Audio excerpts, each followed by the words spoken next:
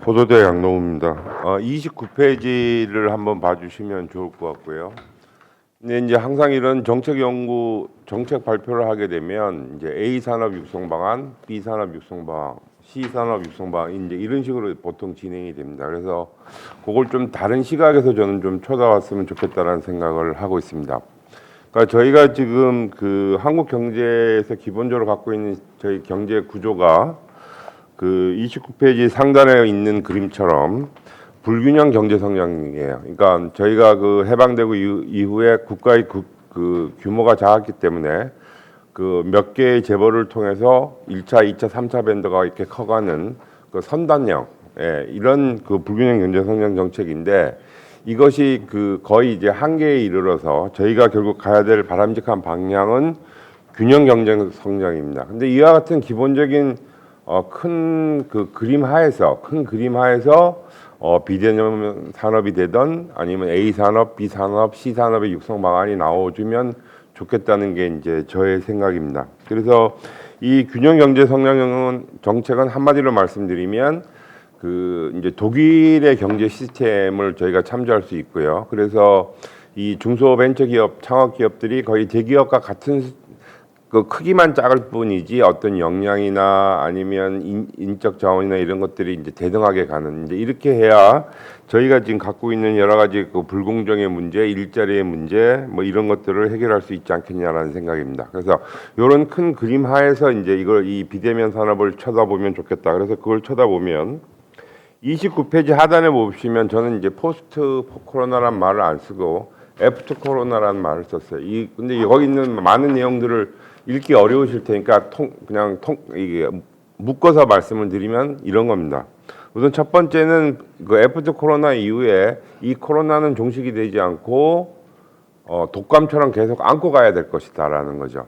그럼 그러한 상황에서 이제 벌어질 수 있는 일들은 뭐냐면 시장의 효율이 더 높아질 가능성이 있지만 반면에 양극화, 아까 그 양 의원님이 말씀하신 그 양극화의 문제가 굉장히 심해질 수 있다라는 거죠. 그래서 이런 거를 감안해서 이제 산업 정책을 세워야 되겠다. 그래서 그 산업 정책 중에 이제 그 비대면 산업 이 상태에서 이 애프터 코로나 이후에서 29페이지 하단 부분에 보시면 이 원격자 들어가는 것들, 원격 근무, 원격 의료, 원격 교육, 그다음에 신유통, 스트리밍, 핀테크, 그다음 비대면 플랫폼 이런 것들은 호황 산업이 되고 여기서 일자리가 일부 나올 걸로 판단이 되어져요.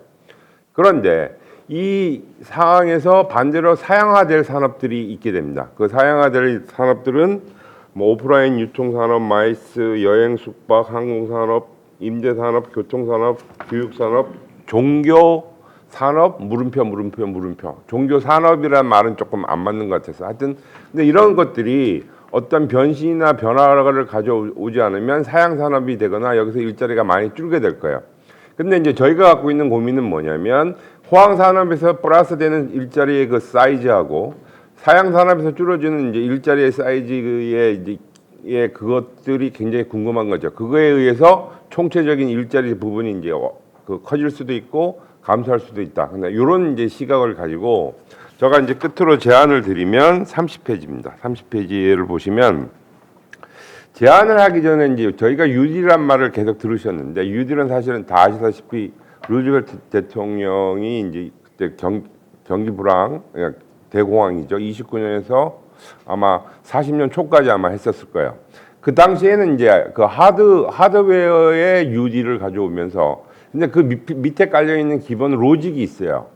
미국의 그 다양한 그 부의 양극화 때문에 제목이 그렇게 돼 있죠. 소외된 자를 위한 뉴딜이라는 겁니다. 소외된 자를 위한 뉴딜.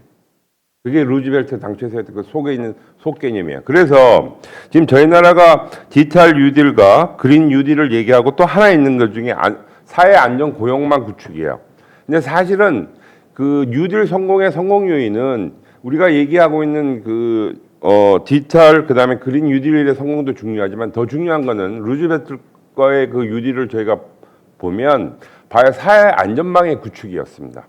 그걸 통해서 미국의 그 당시에 아마 실업률이 잘 기억이 안 나는 한 30%까지 올라갔었거든요. 그래서 그걸 잡아줌으로 해서 걔네가 만드는 뭐 후보 대행 같은 그 SOC 뉴딜이 성공하게 된 거예요. 그래서 이런 부분들을 이제 쳐다보면 이걸 기반으로 해서 마지막 제안을 드리겠습니다. 30페이지 하단을 보시면 일단은 그 큰 그림 하에서 그러니까 균형 경제 성장의 큰 그림 하에서 비대면 산업 기업 지원 정책들이 좀 나왔으면 좋겠다. 그다음에 두 번째는 그 비대면 기술이 그 전통 산업에 녹아들게 되거든요. 녹아들어서 그 전통 산업의 어떤 효율성을 제거하거나 아니면 아까 앞에서 말씀드렸던 사양 산업들이 사양화되지 않고 좀 업데이트돼서 살아남을 수 있게 되는, 즉 에어비앤비가 굉장히 많이 나빠졌지만 비대면을 통해서 계속 변신을 하고 있어요. 예를 들면 문화를 판다든가 아니면 관광 가이드를 붙여서 같이 그 방을 공간을 파는 이런 식으로 이제 변신을 하고 있거든요.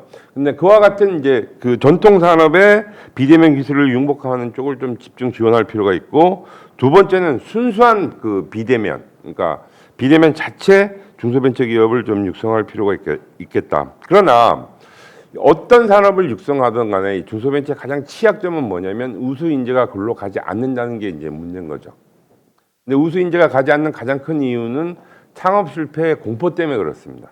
그래서 중소벤처나 스타트업은 이류 기업이다, 대기업에 비해서. 아니면 어린애 베이비 기업이라고 얘기를 하면서 불안해하는 이유는 뭐냐면 창업 실패했을 때 그 공포가 너무 크기 때문입니다. 그래서 이 비대면 산업 육성 지원 방식은 기본적으로 투자 베이스로 가야 되겠다. 그래서 물론 이 그 창업이나 이런 것들이 성공하고 실패 확률이 95%죠. 예, 95% 정도 되는데 지구 전체적으로 그래서 그 5%의 성공밖에 안 되기 때문에 그 95% 실패하신 분들의 그 아픔을 안아줄 수 있는 지원 방식은 투자 방식입니다.